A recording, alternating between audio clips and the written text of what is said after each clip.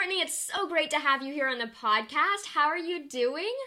I'm fabulous. Thank you for having me. Great. Okay, so for those that don't know you, tell us more about you and your business. Right. So I run a business called the Rule Breakers Club, and what I do in the shortest, most succinct way possible is I help mostly women, but we've got lots of dudes in there too, so I don't want to exclude them because they're the best dudes because my brand is pink, and so any dudes that are down with that, they tend to be the coolest. Yeah. I help them to package and sell what they do. So whether that is mostly, I find that people need to package up services, but it also can come into packaging up info products or anything that you sell online, and helping them to sell that. So I started out in kind of the sales side, specifically in copywriting and sales copy, website copy, and then realized after I'd worked with dozens and dozens of clients that the thing they were struggling with was I could kind of like create this good copy for them, but the offer itself needed some work. It needed some packaging. And I noticed that there wasn't a lot of training or people talking about that online. And that when I created my business, I was like, okay, this is great. Everyone's telling me how to like build my list and sell myself, but how do I actually create the offer? What do I put in it? Right. How do I know what people want? And so that's what I help people to do now. And then we get into the sales side and marketing and making sure that it's being communicated. Yes. Okay, I love that. I love that you kind of saw that in the market and just went for it. Perfect. Absolutely. Yeah, so I'm really glad that you're here because we're talking about finding language that resonates with our audience and you know, that plays such a big role in our business because if we're not talking and speaking and writing in a way that's really connecting with our audience, then our marketing is just going to suck. And so we want to make sure it does it, right? So I want to know more about your language journey. I feel like everyone in the entrepreneur space is on this language journey of finding out who they are, who their voice is, and just really fine-tuning that. So how did you first find your language in your business that really resonated with your audience? And how did you know that that language just fit? I love that you're calling it a language journey. I think that's so accurate to what it is because I think we get it in our head that we have to have a brand voice and then we go and like figure out what that brand voice is. And it doesn't work like that. Like I don't have a documented brand voice. Like there's no way of encapsulating that into some kind of like brand board kind of instruction manual. Yeah. Now I'm sure there is a way of doing that, but I sure as hell have never done it. So really, this is so funny that you bring this up because I was just talking to my mom about the fact that, you know, Facebook has like the time machine and it'll remind you of things that happened when you were drinking too much in college and whatever. We were just talking about that, and some things that had been coming up for my mom was that when I first started blogging many, many years ago when I moved to France, this was, I think, 8 years ago, I believe, as of this month. I moved to France after graduating from university, and I started a blog just to talk about living in Paris, and I just wanted to document it, and I liked writing, and I had been into writing for a long time. It was always my thing. Yeah. So I say that also with a caveat because I don't want anyone listening to think, oh, Courtney's always been a writer since she was scribbling at 3 years old on legal pads and gibberish. So she's good at it and I'm not, and using that as an excuse because I don't believe there's such a thing as a crappy writer. I just think we have it in our head that that exists. And so we stop making an effort. We stop trying. So the reason why I've been able to hone in my voice is because I've been throwing things at the wall for years and years and years. And so I've got a pretty big head start. But the thing is, you either start today or you don't. Yes. So I would say for me, it was just starting a personal blog. It was sharing that with people, journaling. Journaling is something I've been doing just automatically. It's like I feel compelled to journal because I have all this stuff in my head and I need a place to put it. So that's always been a practice for me. And then I think just turning the blog into a business and then consistently writing content over time. And now I'm working on my first published book. So it's just working that muscle, like exercising. You don't want to do the same thing all the time. It's throwing in some new different exercises you haven't done before, testing yourself, pushing yourself outside of your comfort zone, and just doing a little bit every day. Yeah, I love that. It's never going to be perfect. Yeah, like even just pulling out something every night and just writing 3 paragraphs or something before you go to bed. Yeah. Yeah, and it's crap. Like my journals, I don't keep my journals. I know people like keep their journals. I just got rid of like probably a literal ton. They had to bring over a truck, and because I had all these journals, and I was like, what do I do with these? Yeah. And so I was like, well, do I want to keep them? So I start reading through them, and it's just me whining and complaining about stuff that's on my mind. Like it's not like my magnum opus is contained in these journals. It's just me working that muscle of using that method of communicating and using words and putting them down on paper. Love it. No profound theories, just whining. No, just whining. Okay, so the language we use in our marketing is obviously really crucial with our sales process and getting people to move through our funnels or, however we have our whole marketing map laid out. So I know we know all of this, but... Yes.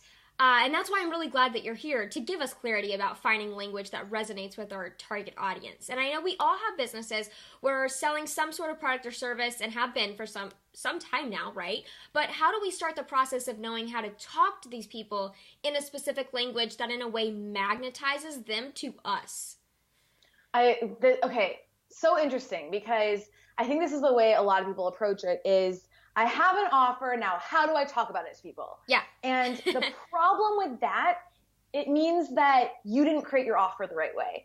It means that if you don't already have the language before you create the offer, there's no offer. So you shouldn't have to, look, I'm all about being lazy and doing things the easiest way possible, but I also believe that that's what makes it the most authentic and the most powerful. Yeah. So what I teach is something called the rainbow of sales. And I teach people to, in my program, Yay for Clients, what I teach them to do is essentially create a signature service that people are going to be craving so they can book out their business for months at a time. And the way we start is by getting really clear on who it is that you're trying to help. I call that your muse. So I know target market or target avatar is the thing that everybody knows in business. I'm sure you've heard a million times. I don't do that because it's never worked for me. I have people list 3 or more actual real life human beings who they know, who are a perfect fit, or people they want to help with their service. Then you go in and you create your rainbow of sales. So you go in and you interview those people, you survey them, you talk to them, you have coffee chats with them, you journal about them.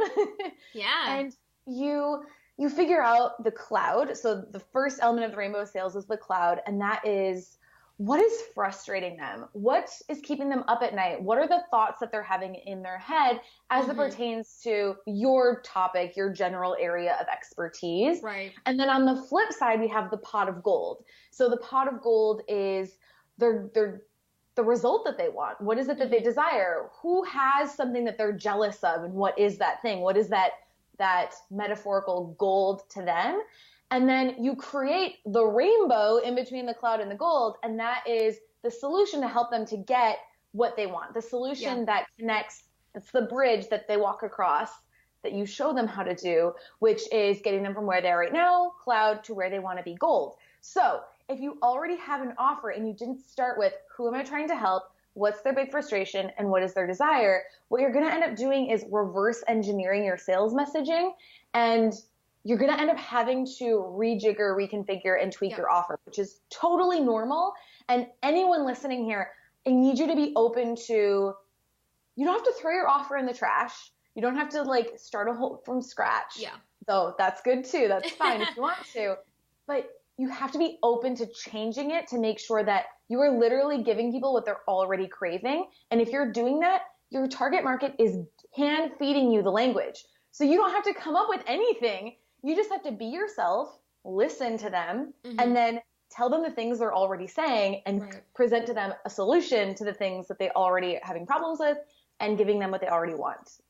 I love that you include the cloud. I feel like a lot of people skip over this part and they go straight to the beginning of the rainbow, but they just fall off because there's no freaking cloud. You have to do the prep work. You have to figure out all that. And I love that you said get 3 different people and then pull them into a coffee chat. You know, like I love taking random people off my email list and Skyping with them. So much amazing insight, and they're talking, and I'm sitting here just like I have an expo marker, and my desk you can actually write on it, so I'm like writing out things while they're talking. Awesome. It's so fantastic. Amazon is just great, and yeah, it's great. So I was just like write different like phrases that they're saying about what they're struggling with, and I use that in my copy because that is the person that I want to help, right? And so getting them on the Skype. And nothing you come up with is going to be better than the language they're already giving you. Like, what you're doing is you're going to use your voice and you're talking to them because you're a person and you're the person who's going to help them. But what you want to make sure you're doing is using their language to show that you empathize with the frustrations that they have and the solution that they want. And what I see a lot of people do is I actually have a printout here of the Rainbow Sales. Oh, love it. Yeah. Because this is like my whole business is based on this. What I find a lot of people do is they try to sell the rainbow. So they're like, I'm a web designer, and I'm gonna help you to build your website. I'm gonna create a website for you. Right. And yeah, the website is pot of gold. Like that is a result, but the result is so much bigger than getting a website. And so you have to make sure that you're not just selling the rainbow or especially I love that example. Stuck in that situation where it's like, I know people need what I can do, but they don't know it. So for example, I've worked with a lot of like body confidence coaches or like kind of holistic health and wellness. They don't want to talk about weight loss. And the problem is their audience wants to talk about weight loss. They do. And so you have to use the language they're using, and you have to talk about the results that they want, because you can't sell them on something they don't want. You cannot sell people on things that they don't already desire. So it's really important. No, I'm glad you brought up the web design example because, you know, Market Beautifully, like my team, we kind of have a digital agency behind the scenes that help women just scale their businesses. And one of those products is web design. I had a bachelor's degree in web design. Love me some web design. Like, it's my thing.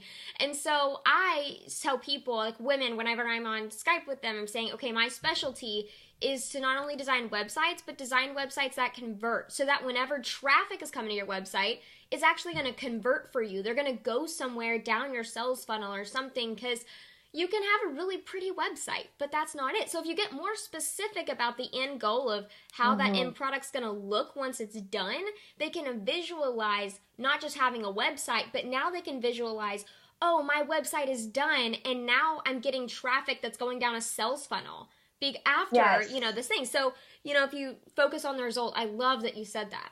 Absolutely. It's the why should I care test, right? So I think you need to have at least 3 levels of why should I care. So why should I care about having a website? Because I want to have a beautiful brand that feels like my business. Okay, so why should you care about that? Because then I'll get more clients. Why should you care about that? And so you want to use all of those levels. It's not that the deeper you go, you just use the deep stuff, because the deep stuff tends to be really abstract and kind of these big concepts like, so I can be successful and happy. Like it starts to become a little difficult there because it's not tangible, but you want to have all of those levels in your language. So if you're selling someone on something really tangible, like a camera, well, you want to sell the features of the actual camera itself, but you also need to sell the next level. Okay, so why should I care about that feature? And why should I care about that? And why should I care about that? And then use all of that language throughout your marketing. It will make it a lot more holistic, and you'll be accessing all the different processing levels of people's brains. So. I like that, using all the levels. See, I like that you mentioned that, like breaking it down into like, let's say 3 or 4 different levels, but then using all of them, not just use all of them. Yeah, you don't just use the deepest one. Yeah, I love that. Then it ends up being just really like... like, what the crap? It's just like, it ends up being like, love and happiness. It's just like, okay, that's all good, but like, give me something to hold on to. So you want all of it. Perfect. Okay, so we hear a lot about attract and repel. I feel like we hear a lot about this, especially when it comes to language. So what are some strategies that we can use to do this in our own business to attract and repel anyone that's coming to us through our language that we're using? Yeah, I think it's always interesting as a copywriter or as anyone in business who's writing their copy, which all of us are doing at some point, usually every single day. Right. That there's some language, like people are really opinionated about language. And if you get wrapped up in that, you'll never write a word because everybody has a thing, a pet peeve when it comes to, I hate when people say this. I hate when people say that. I hate when people say hustle. I hate when people say six figures. I hate when people say whatever. Like everyone has their thing that they don't like. I have my things that I don't like. I have like I think I have at least one or two whole blog posts about language I hate. But the thing is, it doesn't mean that you can never use that language. And it doesn't mean that I couldn't be sold on that language. What it means is that you have to ask yourself, why does that language trigger people? So it goes, again, back to knowing your audience and also yourself. Like, I don't think you should compromise the way you speak just to please other people. I curse a lot, and that bothers a lot of people. And the bigger my business gets, the more like of a general market I have, the more people who are bothered by that. And I'm happy to kind of like make my F-bombs fewer and farther in between. and that's fine. I think it's a compromise, but you don't want to compromise yourself to please other people because you'll end up doing nothing for anybody. So in terms of attracting and repelling, I think it just goes back to thinking about having a conversation with someone and speaking to someone like a human being. I mean, if you just use that filter, you'll get rid of all the weird salesy stuff. I just posted on my personal Facebook page because I'm writing a book all about the rainbow of sales. Yes, I'm so excited about it. What is the most recent negative sales experience that you had? Like, I just wanted to know, like, what is it that we just get so icky about, but even though we sell as entrepreneurs, like, what is it? Yeah. And what I realized is it's when you feel like that person crosses the line of caring more about what's in it for them than for you. So you can get away with using some language, but if you cross that line, if you end up weighing it so that that person now doesn't trust that you're in it for them, that you only care about yourself, they no longer trust you and they're not going to buy from you. So I think it's just, it's so hard to quantify, but to talk to someone like you're their friend. And would you say that to your best friend? Would you text that to your friend? Would you email that to your friend? And if not, I don't know. Like, I like my customers to feel like friends. I don't want them to be like standoffish and like, I don't know, snooty. Yeah. That's what works for me. Oh, no, I love that. I like the idea of being friends. You know, I talk in my language. I always talk about friendship bracelets because I feel like I just want a friendship bracelet with all of my podcast listeners, all of my students. I just love. You'll be covered in friendship bracelets. Yes, I want to be covered. Like your whole outfit. Yes, I want an outfit of friendship bracelets with all of my amazing ladies. And yeah, I love that you say that because if I, let's say, went a different approach and it was more, not robotic, but more stiff, I would not have any of the people that follow me right now because that's not me.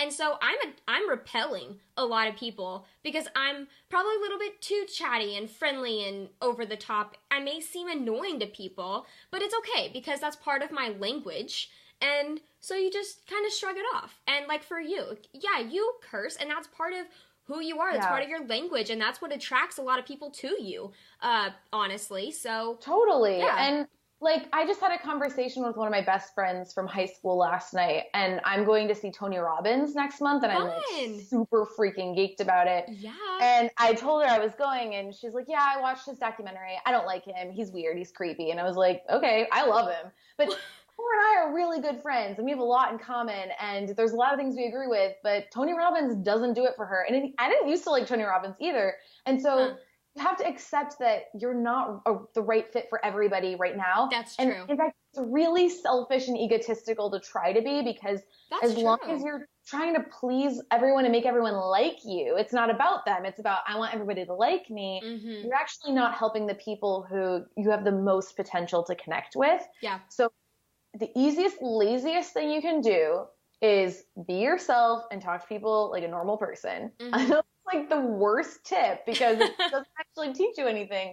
But a lot of it is about unlearning all this weird businessy language stuff that we've come to think is normal. Totally like when we work with people in business, they're no longer humans. for some reason. Yeah. I see that a lot on Facebook too. Like the language on Facebook drives me crazy. In Facebook groups specifically, you get more salesy over there. Yeah. Anyways, I love that tip. Unlearn, especially what you see, and put it through a filter. Like just because you see someone else do it, put it through your filter. That doesn't mean you have to use that specific tactic as well. So exactly. Yeah, love that. Okay, now how do we sell our business using the language that we're using in our business? Yeah, so this is where it comes down to having some frameworks and formulas, because it's great if you understand your market and you're connecting with them and you have language and you know the cloud and you know the gold. But when it comes to actual specific containers of conversations, whether it's a work with me page or a sales conversation or a webinar or whatever it is, you have to know the formula and the layout that works in that situation. And just so you make sure that you say the right things and you don't start rambling. I mean, honestly, it's just so that you say what you need to say. So I think it always comes down to, number one is empathizing with whoever it is you're talking to, of where they are right now, what their situation is, listening to them. So if that's, you're writing a sales page for your business or your work with me page for your services or a product description, it's about just acknowledging, getting inside their head and acknowledging, okay, is this where you're at right now? Is this how you're feeling? Being really specific about that, using that why should I care test and really honing in on like, what is that core problem, that core frustration that my product is going to solve, and then asking them just straight up, do you have this frustration? Like, yeah, it's as easy as that. And then just really showing them with your language, like that you do understand the frustration.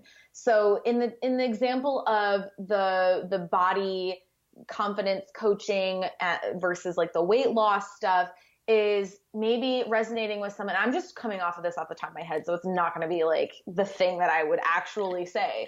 But just to show you the process, you might go with something like, you know, have you always wanted to lose weight and are sick of not liking what you see in the mirror and would like to, and actually that I'm going to stop there because that's the cloud. So we just want to get it. That's the frustration. Like, I've been wanting to, like for years and years and years, as long as I can remember, I want to lose weight and I'm frustrated with myself and I'm mean to myself. Like you go into all of that in the beginning to make sure they understand that you really, really deeply empathize and understand those feelings and thoughts, the specific thoughts. Meditation is a great practice to help with this because if you can become aware of your own thoughts, it helps you to see, oh, other people have all these thoughts too. Now I can empathize with them about these exact thoughts.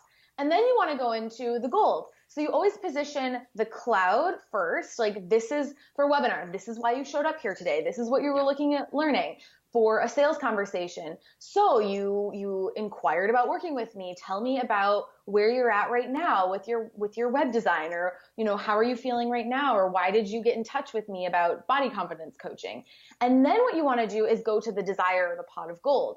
So the next thing you want to do, for example, sales page is say, you know, wouldn't it be great if, like, and you go into like their specific desire, not what you think they should want or what you think they will have, what they specifically desire. And then same thing, go deeper into that. Give some examples, lay out lots of little specific tangible examples of what that might look like, because each little example will resonate with different people. So one person might resonate with being a mom and being rushed and hurried all day, not having time for herself. Whereas another person in your same target market might resonate with running their own business and being rushed and not having time for themselves, right? Like it doesn't even have to be the same exact person. They just all have to have the same problem and the same desire. And so you want to resonate with all the different types of people who have that problem and that desire. And then what you want to make sure to do, and this is the most important part, and the part that surprisingly, if they get the cloud and the gold, that people seem to miss, is you have to tell me what your offer is. Like you gotta lay it out. You've got to organize. Imagine that. And this comes back to the not having a well-packaged offer in the first place. It's really hard to sell something that doesn't exist. So it's really important that you have a signature process that, you know, your service is 5 steps. Here's what each of those steps are. And it's okay if you don't have that yet, but if you don't, that's where you need to start, is developing that process, because people want to buy a formula. They don't want to buy your guesswork. They want to know that you have a proven method for making this happen for them. So you want to just lay out that offer, and that's where you're going to get into the details. Here's what's included. Here's how it's organized. Here's what it's going to look like. Here's what you get. And that's when I talked about all the different levels, that's where we're hitting all those levels. We're hitting on the features, we're hitting on the benefits, we're hitting on the really deep why, because we're asking, why should I care? Why should I care? Why should I care? So essentially, any sales conversation is just laying out, here's where you are right now, Cloud. Here's where you'd like to be, Gold. And here's what I've created to help you to get there. Perfect. It's literally that simple. I love that. Yeah, you did make it so simple. And I know another thing that we have trouble a lot with whenever it comes to language is triggering action. So they post something, but they want their end user to take some kind of action. So how can we pull out specific words that actually trigger them to make a move? You just tell them to, right? Like you don't have to like Jedi mind. Well, I do have a blog post all about Jedi mind tricks, but it's really it's just my comical way of getting to this, you just say, click here. Like you don't have to do mind blown. Clarity over cleverness, always. Just tell them everything you do. So a copy is not copy without a call to action. Mm-hmm. There's no point in a piece of copy if you're not trying to get someone. It's just essay writing otherwise. Mm-hmm. Like there's no purpose. So you always, whenever you write anything for your business, have to ask, what do I want someone to do at the end of this? Now, even if it's a blog post, you just want them to read the post. Well, what do you want them to do after they read the post? Do you want them to share it? Do you want them to comment? Do you have a content upgrade for them to download? Mm-hmm. It can be something so small as like, write down one action you're going to take from this post. It doesn't even have to be something like they could just write it down on paper. But always have people take an action, because when people take action, then they become engaged with what you're doing and become more connected with it. And then they start to care more about your work. Yeah, supposedly it just kind of going with the flow and reading a blog post and exiting off and them never taking action, you're just filed away in their mind. But if there's something, it's just like if they pull out their wallet and purchase something with you, like a tripwire, no matter how small, even if it's $5, there's something with that in the mindset, psychology, that just connects you with them on some level, and they just become a fan. So yeah, I love that you said that action, make sure that they take some action. Now, there are some people online that you see and you read their Facebook posts, or, you hear them say something a certain way and you think, oh, I know who that is. That is da-da-da-da, Yep. So how do we establish that in our business, like that voice in our business? Yeah. Okay, this is a really good question. I love this question. Good. Number one, the quote unquote bad news is it takes time. So people recognize my copy because I've been writing it forever and I just keep saying the same thing all the time. Like some of it's just the consistency over time of like, I publish a blog post every week or every other week, and I have and so I'm not going to reinvent the wheel every time. So like, it's going to start familiar. Then some of it is just getting clear on how you talk and practicing writing how you talk. So journaling's a great exercise for this. I also think it's fun to pay attention to the language you like. So I say, go out there and who are those 3 entrepreneurs, those 3 bloggers, those 3 authors who, when you read their copy, you're like, oh, I wish I could say it like they do. Yeah. And just write down what they're saying. Like, keep track of that. I'm not telling you to ignore them. I'm telling you to actually pay attention to it. Because when you admire something in other writers, it means that it's hitting something that's true in you. And so, no, you're not going to copy people, but nothing is original. Nothing is original. So what you want to do is pay attention to what is the language they're using that I really like, and then ask yourself, why do I like it? What is it about when Danielle Laporte writes these Instagram posts? Why do I like them so much? Why do I feel jealous that I don't have posts like that? What is it about it? Because you don't copy the content, you copy the strategy. Yeah. And any business owner who is not copying strategy and trying to come up with their own strategy is going to have a hell of a time running a successful business. So my favorite thing to do is when somebody's running like an e-course, and I'm like, I want it, but I'm like it's not something I want to invest in right now. I'm like, well, first what I'm going to do is just watch them and try to see if I can't figure out their strategy just by watching what they're doing. Like, read their emails. What is it about their subject line that made you want to open it? Right. So collecting all of that copy is great. When you're out having conversations with friends and they say something funny, like, write it down. Like, what is it that you thought was funny? Right. I have really funny friends, and I am from a really funny family. So I just like copy what everyone else, like, there's the strategy. I'm like, oh, when my brother makes this dry humor joke, when this happens, that really works. I want to do that. And then I start testing it out and seeing if I can't figure it out. So a lot of it is just figuring out what other people are doing, trying it on for size. Like, I used to kind of experiment with different styles of writing, and then I settled into kind of how I write today, and that will just continue to change and evolve over time. So again, it just goes back to what I was saying in the beginning about write a little bit every day, and it's okay to pay attention to what other people are doing. You're not going to be them, but you can look at their strategy, and you absolutely should figure out what their strategy is and try it on for yourself. Yes, I love that. So before we wrap up, are there any language tips that you have that you can share that we have not covered? Any language tips? Oh, I've got a good one. This is a little nerdy. And then I do have a whole blog post on this that people can go to at rulebreakersclub.com/read-minds. Like, I go through all the exercises you can do to pull out that language, and there's like a workbook and stuff. We'll have that in the show notes too. So I'll put that in the show notes at marketbeautifully.com/podcast. Sure. That's great. Cause that one kind of summarizes a lot of the, and more strategies that we didn't get to talk about today. But one little tip for anyone who wants to kind of take their language to the next level with one of those little technical, like a little, cause I was trying to give you some real big psychological stuff today, but here's one that is a grammar oriented one that will make a big difference, and nobody will know what you're doing, but they'll be like, oh my God, her writing is suddenly so much more powerful. Verbs. Pay attention to your verbs. So this is the exercise. Pick a piece of writing that you wrote recently. It could be anything. It doesn't have to be anything you're going to rewrite, just anything you wrote recently. And what I want you to do is take a pencil or a highlighter and circle or highlight anytime you use the verb to be. So is, was, has, were, anytime you're doing that. And anytime you're using an ing, so like a gerund. So he was being silly. Okay, so anytime you're doing those things, I want you to highlight them. And what I want you to do, those are clues. It's not necessarily always the case, but clues that you're using weak verbs and passive language.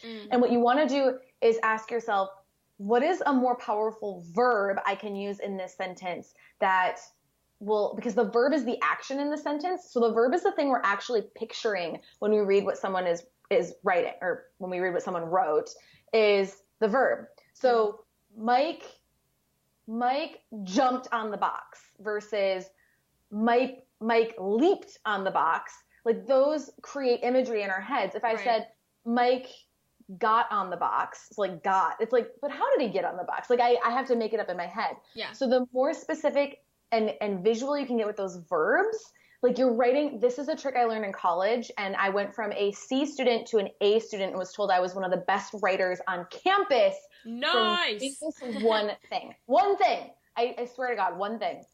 And one professor teach me this, and she's like, watch what happens. And she was absolutely right. And so I want to pass that one on to everybody else. Ah, love it. Thanks so much for sharing your wisdom, Courtney. Totally. No problem. You have been so helpful. These are amazing tips. And now I feel like I have a list of things to go through.